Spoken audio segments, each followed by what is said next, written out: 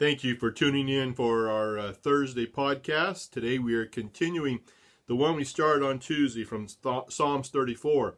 But we want to begin today by thanking God for his comfort and his care and protection. You know, God is always there with us, but even as we go through dark days and days of fear and worry as we have now, and days for some isolation and for some overstimulation, God is there to go with us through this. You know, it's interesting. For some people, this period of time is a day of loneliness and isolation. And for young families, it's a time of overstimulation where there's just so much time together and so much noise and so many things going on. But it's nice to know that God is there for everybody. No matter your circumstances, he is watching out for you, caring for you, and protecting you. Psalms 34 reminds us of several things, and I want to add three more things to what we said on Tuesday. First, give our fears to God, and he becomes bigger than our problems. Psalms 34:9 says, "Oh, fear the Lord, you his saints, for those who fear him lack nothing." You know, we all have fears and we all have worries. We're not necessarily the same fears and worries, but we have fears and worries about economics, about the sickness, about disease, our loved ones, many different fears and worries that we have at times like this. But God is bigger than our fears, and we need to remind ourselves of that. And he will give us the strength to overcome our fears. But we have to give them to him. God loves us, and his grace is sufficient. Sometimes he takes away the fear, and sometimes he gives us the grace to go through that fear, like he did the Apostle Paul. He told him his strength was sufficient. And we need to remember that God is there for us. You know, Bill Gaither wrote a song many years ago called "Through It All." And let me read the words for it to us again. I think it reminds us of several things. It goes like this: I thank God for the mountains. I thank him for the valleys. I thank him for all he's brought me through. For if I never had a problem, if I never had a worry, I never know what faith in God could do. Through it all, I've learned to trust in Jesus. I've learned to trust in God. Trust in God no matter what circumstances we find ourselves going through. Second of all, sometimes we just need to rework our perceptions. We need to rework our expectations.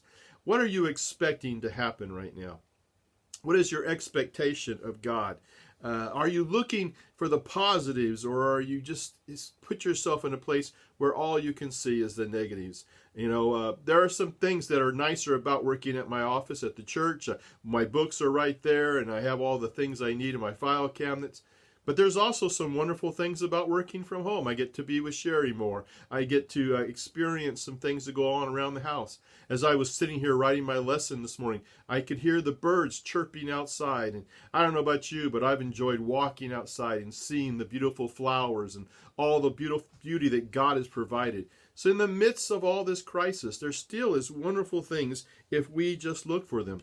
Sometimes we just need to change our perceptions or our expectations. And lastly, we need to permit God to mold us and shape us through all this. Know that he will mold and shape those who put their faith and trust in him. Psalms 34:10 says, "The young lions suffer want and hunger, but those who seek the Lord lack no good thing." We lack no good thing if we will simply put our faith and trust in God.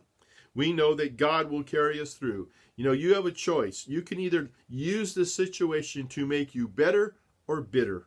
It is your choice. Are you going to grow better because of the circumstances that you face right now, or are you going to grow bitter?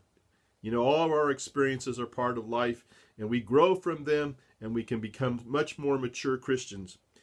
John Wesley said that he was never afraid for more than 15 minutes. Because every time that fears would come into him, every time that he would get afraid, he said he would just close his eyes and think that God is still on his throne, that he's reigning over everything, and I take comfort in his control over the affairs of my life. We take comfort in knowing that God is still in control. He's still on the throne. He's still going to watch over us. He's going to take us through this, and we will grow better through this because we put our faith, hope, and trust in God. Tune in for our podcasts each week. Listen to those daily devotionals, read those daily devotionals. They're there to help us and to give us support. We love you and we care about you. We'll see you on Sunday. This is David Berry for the Visalia Community Church of Christ. See you online Sunday.